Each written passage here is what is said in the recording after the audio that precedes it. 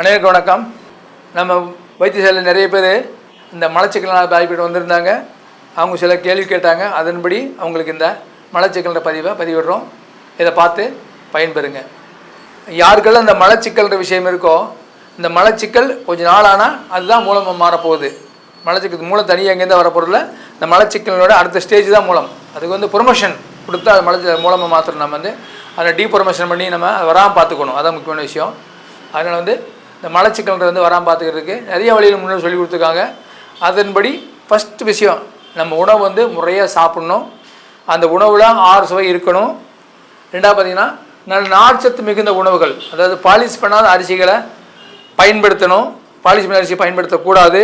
அதே மாதிரி பச்சை காய்கறிகள் நிறைய பயன்படுத்தணும். என்னன்னு சொல்லும்போது நல்லெண்ணெய், தேங்காய் எண்ணெய், விளக்கெண்ணெய், கடலெண்ணெய், இந்த 4 எண்ணெய் மட்டும் பயன்படுத்துங்க. மற்ற எண்ணெயெல்லாம் எண்ணெயும் இல்லை, அதை பயன்படுத்த மற்ற பிரச்சனையில் வந்துடும். அதனால் இந்த மாதிரி எண்ணெயை பயன்படுத்துங்க. இதுக்கு மேலேயும் எனக்கு இந்த பிரச்சனைலாம் வருது, எனக்கு மலச்சிக்கல் ரொம்ப ஜாஸ்தியாக இருக்குது அப்படின்னு நினச்சிங்கன்னா நீங்கள் வந்து கண்டிப்பாக வந்து டெய்லியுமே 2 வாட்டி மலம் போகணும். அதுக்கு வந்து வாரம் 2 வாட்டி ஆயில் பாத் பண்ணுங்கள். உஷ்ணத்தினால் மலச்சிக்கல் ஏற்படும். அந்த உஷ்ணத்தினால் மலச்சிக்கல் ஏற்படும் நம்ம ஆயில் பாத் பண்ணுவோம்.